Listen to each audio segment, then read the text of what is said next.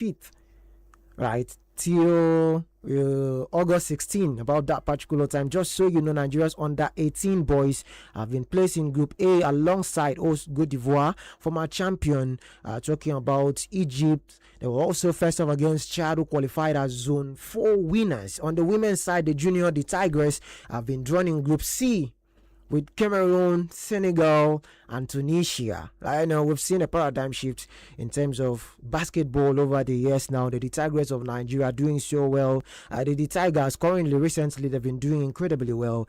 Do you think that the Tigers, the junior the Tigers and the junior the Tigers, can replicate what their senior men and women have been doing? I think it's normally tough to tell when it comes to underage championships like this. But then it always boils down to what the federation is doing. Musa Kida have been putting some work when it comes to this team. They've been in camp for a very long time. For the D Tigers team, Michael Ikima has led them all through for months before they had to travel yesterday to Abidjan. Kindele Peter has been the coach for the women team, the girls team, if you like. But then when you look at the complexion of the group that these girls and boys find themselves, I think for the boys, when you look at basketball, the pedigree, the nations we have in our group, Egypt, Chad, and Cote d'Ivoire, the host nation, I think we might not fear too much. But then for the girls, it's a very tough group when you have nations like Senegal, who've been powerhouse in basketball over the years. Yes, they've fallen down the pecking order. Tunisia are really growing their basketball when you talk about club and also the national team.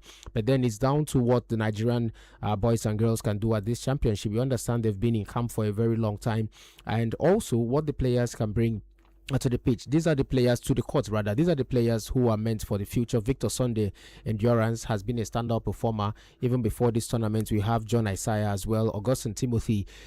These are the rear guards for Nigeria when you talk of the men's team. But the women's team, there's been a lot of them. Igwe Juliet Chizoba, I think her height is always an advantage for her.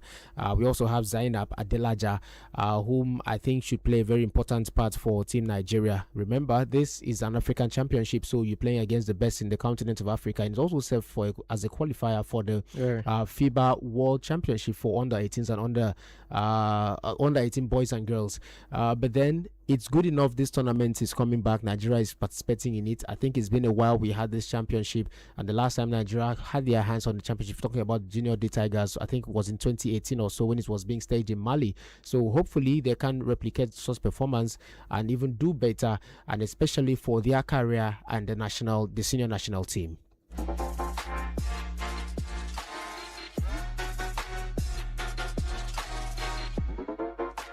We move away from that now and of course talk about tennis, talking about two sisters who have been so amazing over the years now, talking Serena and Venus Williams. Yeah, the name still ringing bell. They are set to play at the Cincinnati Open after being awarded a wild card for the women's double draw. And 4 years ago, this was a story that was supposed to be written by them 4 years ago, but Serena Williams got injured, and that's one of the reasons why they were not able to play together in this particular Open. So now, 4 years after, they are back together, and not in a very good way, but they're still doing absolutely very well, comparing to looking at what Serena Williams has been doing over the years now, and of course recently not really doing so well, retired and back. And of course, she will be pairing up with her sister Venus Williams in this particular one. Lionel Monam, should these two ladies be playing tennis in 2026? I think they're playing for fun at this time. We should have seen them earlier in Wimbledon. That was in July, but then Serena Williams, she picked up a knee injury when she had one of her comeback games. Lost to Maya Joint, the Australian lady. So it's great that they're giving the wild card this time around to the Cincinnati Open, and hopefully we can see both of them play. Yes, for Serena Williams, she has the all-time one shot rather of the all-time record being held by Margaret Court for a very long time, and of course Novak Djokovic, if you want to add the men's game, 24 Grand Slam titles there. So she will be looking maybe to play in the US Open, and it should give her maybe one more title, but then I really doubt if she can go all the way with the birth of children and also the age that she's clocking. At the moment she's 44, so age is not really on our side. But between these two sisters, I mean, over the years we've seen them win 14 major titles and also 3 Olympic gold medals in the doubles event. So maybe they will be looking to do good again, better again between themselves. But then when you look at the age, remember Venus, whom you can say is a bit unpopular, like Serena is 2 years older than Serena Williams. She's 46, so it will be very tough for this both of them to go up against very young players at the Cincinnati Open. But then they should be preparing also, maybe they can also have the wild card to the US Open as well. So we hope to see these sisters still play tennis. I mean, Serena Williams, for many people, she made them fall in love with tennis. Yeah, talking about falling in love now, we return back home to talk about a sport that many Nigerians are beginning to love. Talking about fencing, a competition that will be up and running in Lagos. And talking about the Commonwealth Fencing Championship. Yes, it will be up in Lagos, Nigeria, not outside. So Nigeria will be hosting the rest of the Commonwealth nations, returning back now. But Nigeria have named 5-member squad for this particular championship, and of course we have seen loads and loads of adverts, we've seen loads and loads of talks on social media, the hype and all of that. The squad comprises 12 para fencers and 18 athletes in the able-bodied category, and we know that it will be up and running from August 9th to 14th in Lagos. Lionel, fencing in Nigeria, it's not a story that we really used to. Yes, it's not, but then we have to talk sports. It's Sports Center. We go all round when it comes to sports, anything sports, and also from Nigeria, from Akwa Ibom State, Africa, and the world at large. So this championship, we always have to educate people about it. Fencing, just to let you know, is a fast-paced combat sport with 2 athletes. They use different type of swords to fight against each other. They have different categories. We have the foil, the EP, and the sabre.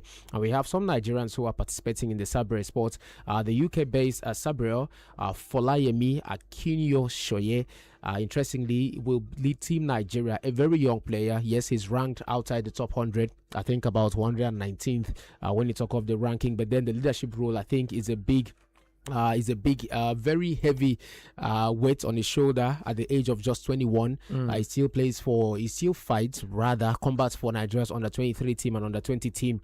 So having to lead the team, I think it will give him even more experience. And remember, just like I said, he's a Sabre. We have many more athletes who are in the EP region.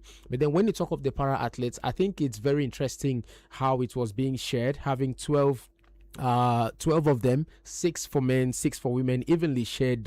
I don't know if the time will permit for us to go through the name. For the men's squad, we have Odunoye Opoyola, Adibe Bright, we have Adeniji Michael as well, some of the star players who are expected to perform for Nigeria. When the women, we have Obilo Chidima, Rahamon Abiola, Joy Ezemwa for Esther, we have Otun Joyce, Kumuyi, Itunu. These are defenders for the women's team when you talk the para games. We hope to see what happens. I mean, we are coming up against the very best. India is bringing in a 67-man team for this tournament, and this is the first time Africa is hosting a fencing championship. This will be in Lagos. So we hope Nigeria can learn a whole lot from the world and also maybe nick home some trophies, some medals there at the fencing championship when it comes to Lagos. We hope so.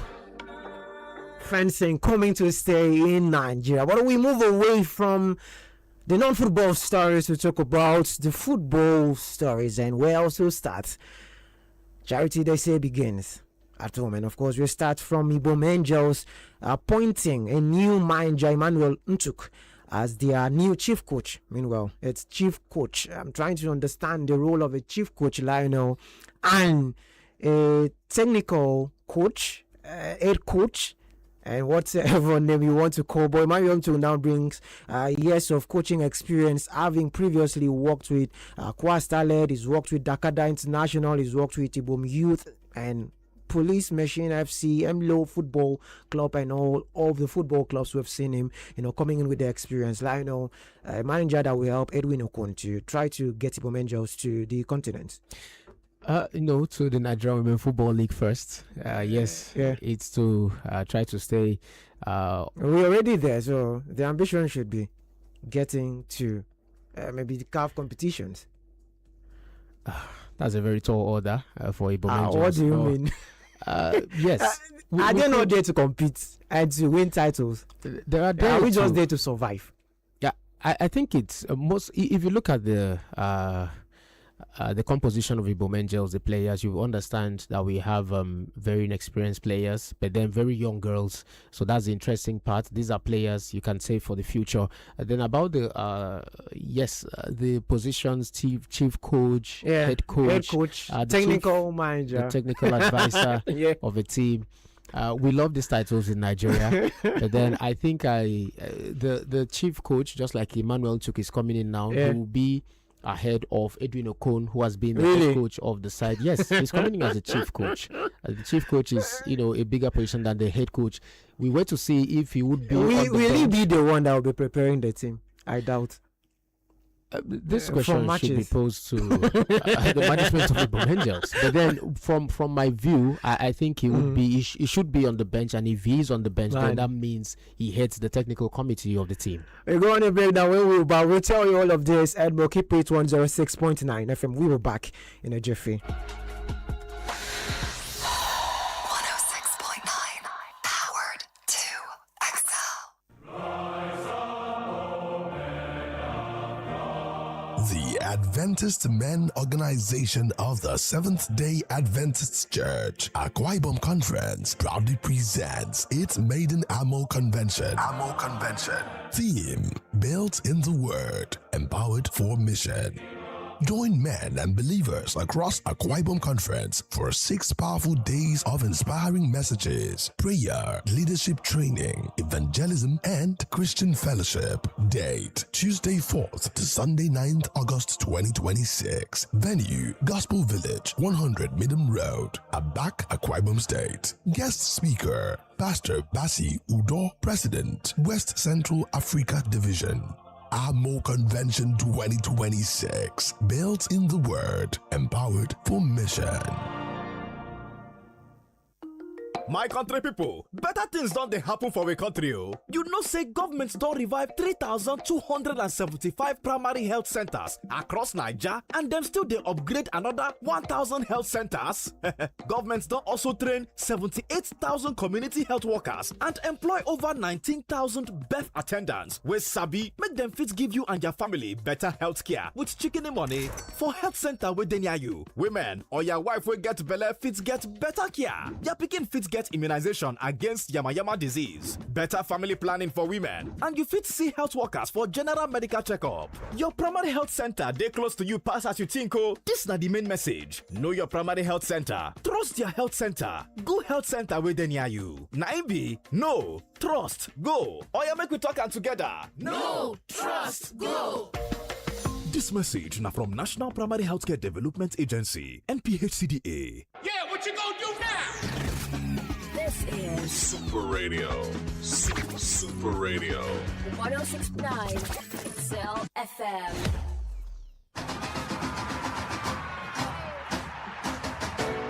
We stand for Africa.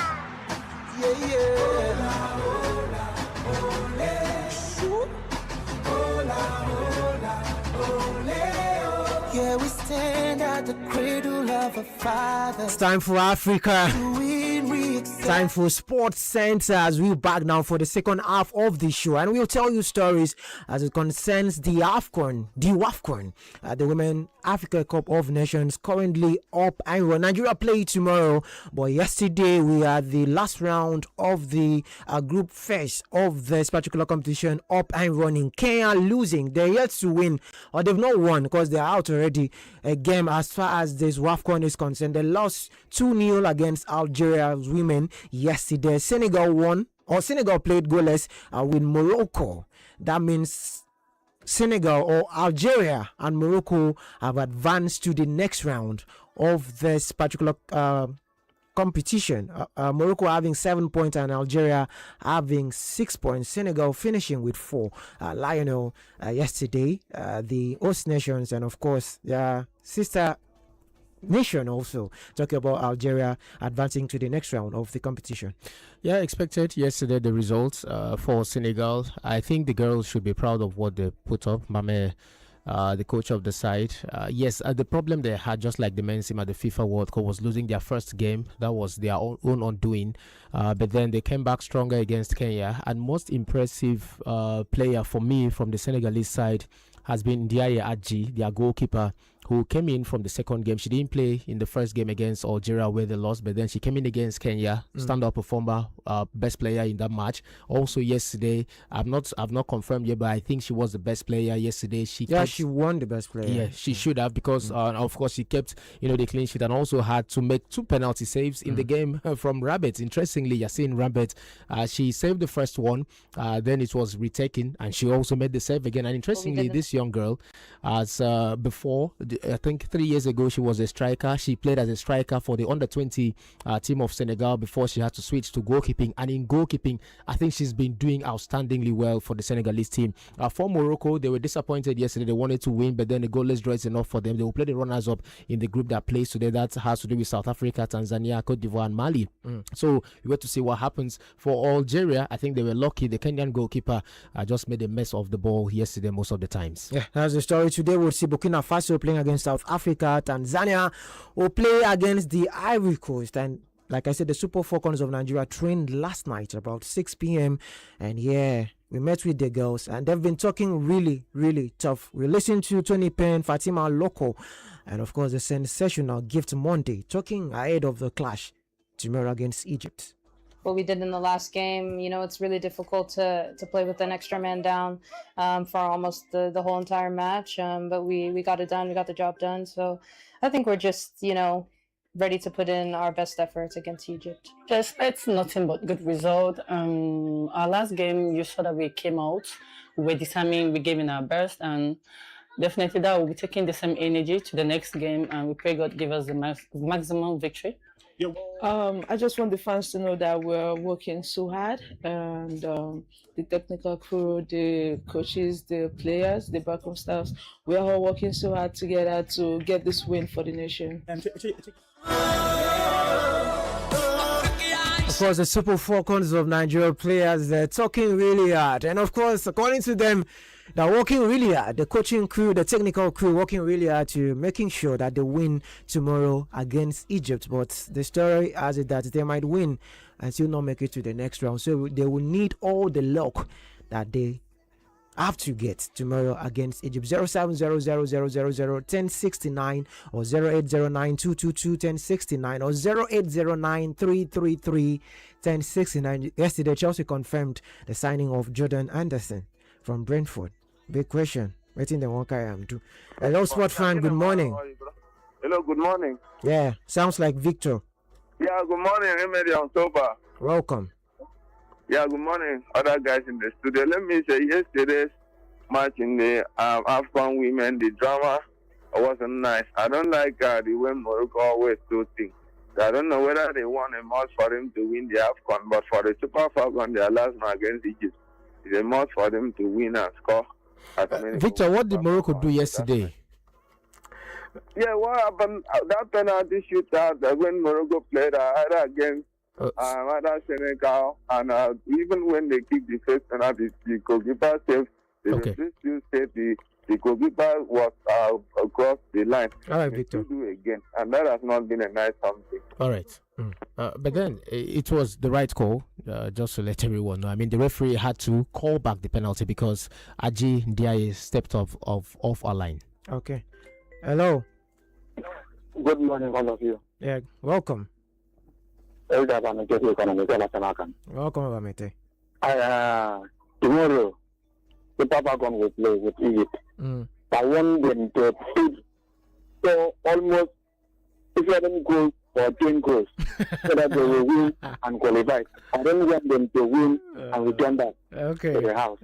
So let them win and qualify. Thank you. So I know whether it's 10-0 or not, it's not the case. The case is Zambia needs, if Zambia wins by a goal to nil, then Zambia is out. We qualify with Malawi. If they win by 2 goals to nil, then we qualify with Zambia. That's if we win. But if Zambia wins 3-2, those are the score lines we don't want to see. So shouldn't it's not we about just score more to be safe. Just against in case. Egypt. No, it is not a matter of Egypt. It is a matter of Malawi, Zambia, and Nigeria. Now, when we are all on 6 points, the goal difference will be counted between ourselves. So there is no need us pumping Egypt, but then we can just call for fun. But then it wouldn't count at the end of the day. We've played our 2 games against Malawi and Zambia. Calculator, don't come out. Hello, Sport fan. Good morning. Welcome. Good morning, Emedium. Yeah, good to have you.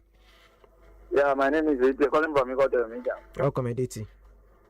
Emedium, follow me with Manchester United. They don't tire for that team. Me, I don't tire.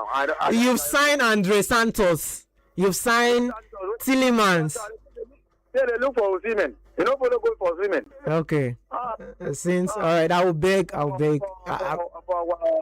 our Nigeria, Yeah. it will beat Egypt tomorrow. Amen. Amen. All right. Thank you, Aditi. Lionel, the transfer, Jordan Henderson down to Chelsea is official. Tottenham Hotspur ready to bid for our man, your brother, your friend, Victor Osimhen.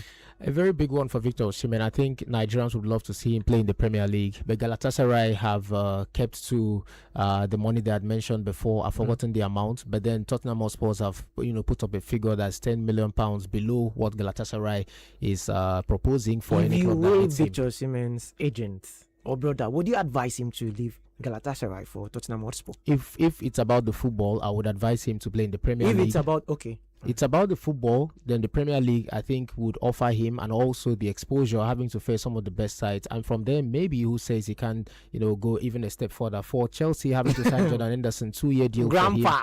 for him. I think Xabi Alonso needs some experience. Chelsea over the years have signed very They should inexperienced just sign a coach. young players. Is he going to play? He will. There is He will. Caicedo, there is Enzo Fernandez, and that midfield role. He will. He doesn't. And he have to play doesn't 90 stay minutes. fit. We saw him against when he was playing for Brentford. He was always injured.